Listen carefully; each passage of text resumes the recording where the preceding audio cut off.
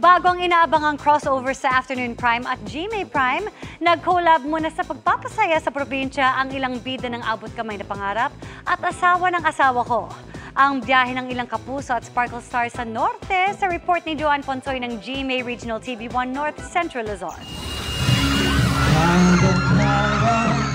Napuno ng saya at malakas na hiyawan ang Pistay Dayat 2024 sa pakikisaya ng Sparkle Stars sa Kapuso Fiesta sa Pangasinan.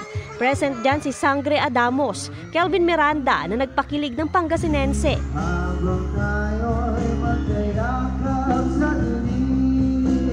Talagang mainit yung pagsalubong sa atin ng mga tao.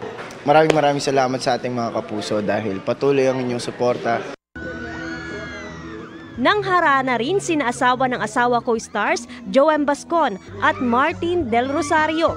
First time ko dito actually. So sobrang saya ako sa pagtanggap ng ating mga kapuso. Grabe, sobrang nakakatuwa yung suporta ng mga Pangasinense. Kaya gusto namin batiin silang lahat na happy Pistay Dayat sa kanilang lahat. Sobrang nag-enjoy kami. Gayon din si Jasmine Curtis Smith. Ang pinakamapagyayabang natin dito talaga sa Pangasinan ay ang ating beach. Naki-join force din sa kanilang Abot Kamay na Pangarap cast gaya ni na Pinky Amador at Jeff Moses. Pati na si Doc Annalyn Jillian Ward na talaga namang inabangan ang sizzling performance. Thank you so much po sa lahat ng suporta, sa suporta po ninyo sa Abot Kamay na Pangarap. Pinangunahan naman ni Widows War star Carla Bellana ang pagpapasaya sa Quirinians sa opening salvo pa lang ng Kapuso Fiesta sa Cabarugis, Quirino. Bukod sa pagmamahal at mainit na pagtanggap, gusto raw bumalik ni Carla sa probinsya para mag-explore. Mga waterfalls, meron pa silang trekking, spelunking, mga caves.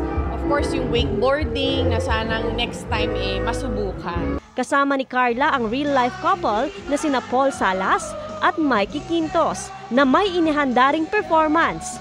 Nakisaya rin sa celebration sina Sparkle Stars, Larkin Castor at Carlos San Juan. Dobling saya naman ang hatid ni Bubay na nagsilbing host.